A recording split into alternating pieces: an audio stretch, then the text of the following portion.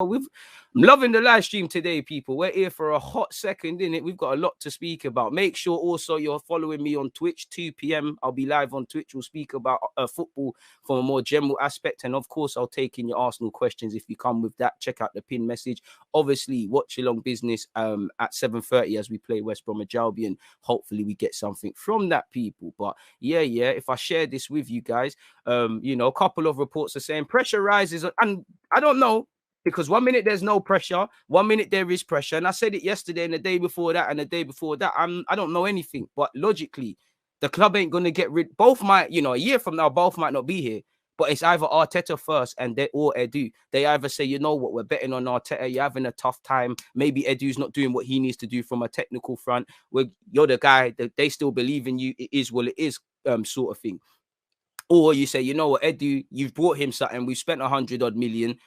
Arteta's not saying anything, so we're going to bring in the next man. I don't think both will go initially. It's either or, in my opinion, initially. And there's every reason for both to go. And there's actually reasons to keep people as well when you look at it without emotion, which I don't necessarily believe. But pressure rises on Arsenal chief Edu as Marc Overmars lined up as replacement. Should have been here in the first place. The man was twerking to return to Arsenal, just like he was begging to give you lot Hakim Ziyech. You lot didn't want to take heed of his advice. I know Hakim Ziyech ain't done much in the footballing world since he's joined Chelsea, but you get the point. I'm trying to scroll down and get out of the irrelevant things, people. There's hella jargon, and what's wrong with this paper?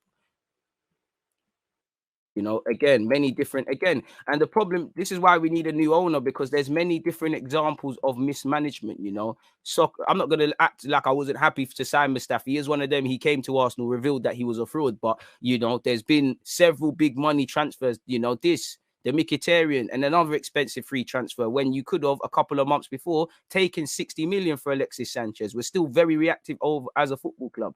So, you know, this article is, it's a lot of waffling, really. I can't really, where is the actual sense behind it? So this one's kind of let us down, folks, because I'm scrolling past, it's not saying anything.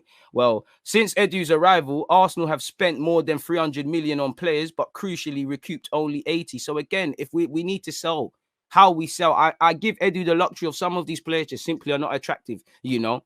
It's like selling a car with no wheels, bro. Like, no one's really want to try to hear that, really and truly.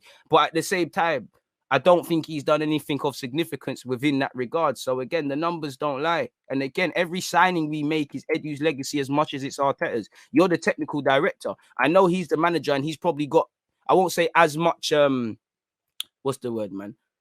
As much authority, you know, but if he says, I want to play, and the logical way of looking at that is the manager needs a player, go and get him that player, should do well. But it's your job to say, hang on, no, maybe Williams a dead signing. Maybe you have to use Saliba. Of course, these are things that happen. Maybe you have to, you know, you don't want to hear managers being overruled by a technical director and things like that. But every decision has to be, you have to make it. And we heard last year, he wanted Aouar, you wanted Partey. So there is an element of that. Every signing or everyone that comes in or goes in your period is a legacy of yours. And I don't think you've set a good legacy. You know, it's definitely no way. Well, you didn't have the biggest legacies as an Arsenal player, but using invincible and won FA Cups and whatnot.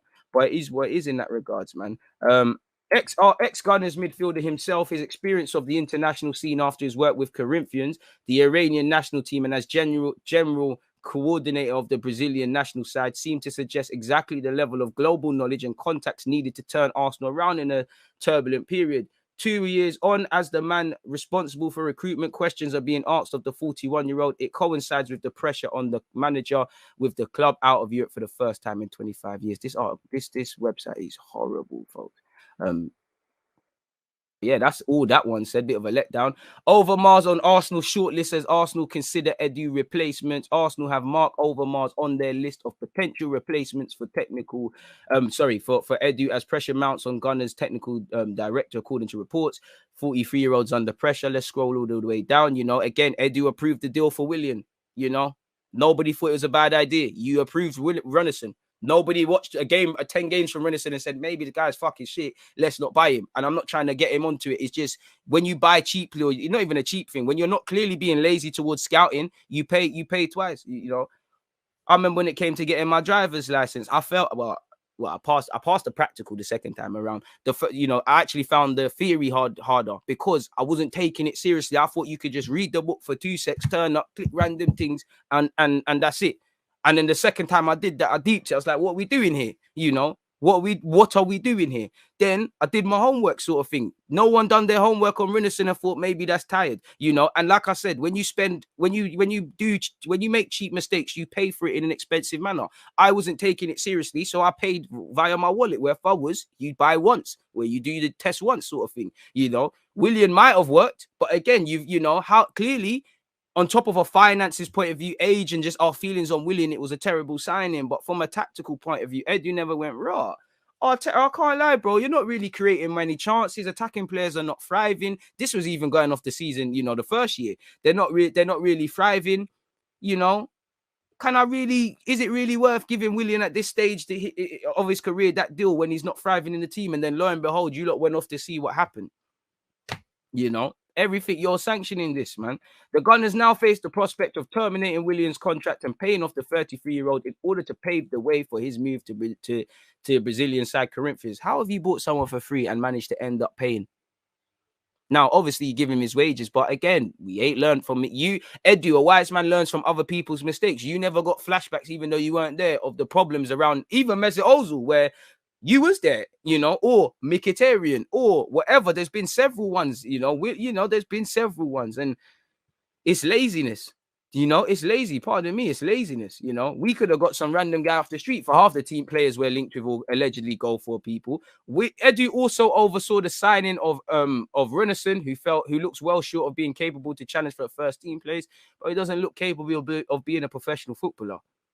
You know, my old team AFC Edmonton, you probably get in there because they're keeping shit. But anyways, people, you know, he approved 27 million for William Saliba. I don't mind it. But again, I'm not against William Saliba, but clearly there's loggerheads. You know, what is going on? What was going on with him? Sort of thing, really and truly. To be fair, you know, the jury's still out on Ben White, obviously, but I think Ben White's going to be all right.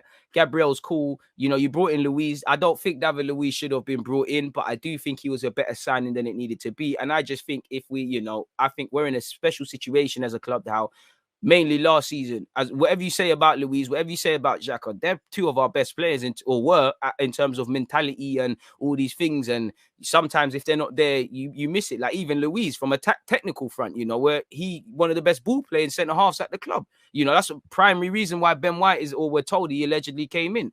Why? I'm not looking at the age thing and saying you can't use David Luiz, but why is he the main guy? Why can't we see? Why do we have to wait for someone to leave or them to be on their last legs to then do the succession planning? Why can't we replace man before they've been replaced, like other clubs when they sell guys and whatnot? But allegedly, according to the Daily Express, Arsenal are now considering their options. And Overmars is back on the club's radar. Is this the same article we looked at? Yeah, this is the same article we looked at, so we're not going to go over that. The report also claims that Ralf Rangnick and former Chelsea technical director Emenalo are also on the Arsenal shortlist. I'd all be on it, but again, I'm on Overmars. Obviously, he knows the club. You know, he's worked in Holland. He knows what he's on. You know, Ulumo, he done good things for Chelsea as well as some questionable things. Ralf Rangnick, he's certified. But for me, you know, when I look away from them, I don't think any of them would do a good job purely because, you know, when man are at Monaco, they had a mandate. When man are at Chelsea, they had a mandate. When Ralf Rangnick's been anywhere, there's been a mandate. Overmars, Ajax, there's been a mandate. Arsenal, what is the mandate? You know, there needs to be balance. Just because you're trying to do this young player thing doesn't mean you can't go for people who don't tick those boxes. Doesn't mean you don't need them. But we don't clearly know what we're trying to do in terms of recruitment. Yeah, we brought a lot of young players, so you could say that. But in all aspects of this football club, there's never been clarity. And we've been here before. We looked at Mislintat. We looked at Raul Sanllehi for all the praises and criticisms as some messiah. They can't change it alone. In the same way, Ben White, Gabriel, they're not going to improve our defense off their own back. In the same way, Aubameyang and Lacazette and everyone's struggling up top. You could buy a striker, the best striker in the world at this moment in time. They're not going to score too many goals at Arsenal. Maybe more than their prospective teammates, for this example, yes, but they'll always fall short from hitting potential because it needs more than one aspect. Everyone has to sing from the same hymn sheet, and it isn't. We can't. We've done this thing before. Edu, you technical director, come work your magic. Sanllehi, Barcelona, come make it work. You know, it doesn't work. Mislintat, diamondized, come be diamondized. Where you're not marrying all aspects of the club. Do you think Mislintat could be diamondized if everyone at Dortmund wasn't collectively on the same mission? Or any of these other examples? It's not making sense, is it, people? It's not, you know. Paul Merson's allegedly called him lazy. It's worrying at Arsenal. You're still thinking, where are they going? Edu has come in and the recruitment has been lazy. If I'm honest, it's been, oh, well, we'll take Willian on the cheap, on a free. We'll take David Luiz on the cheap. I remember years ago in football, managers were judged on signings. Sometimes I think Arteta is left behind, and I'm not sure how much of a say he's got in all this. And that's it as well, because I think he's got that as well. But you're also sanctioning it as well, because we hear you wanted Willian. You wanted Marie. You could reference your time at City. So we never know. It's very unclear. Very unclear, man. Very unclear what the plan is.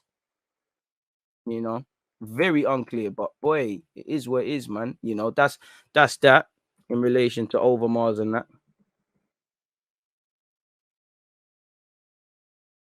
They lined up to replace Edu. Well, wow. That is not how you spell. See, I look after you lot watching this on the replay, people. Again, get rid of that. Put that one down there. Sorry, folks. Me taking what you lot are saying before we get on back on board with these timestamps and the rest of it. One love to everybody tuned in. Like I said, make sure you're hitting the like button. Why don't we sign first? Team start? I don't know, man. You really don't know.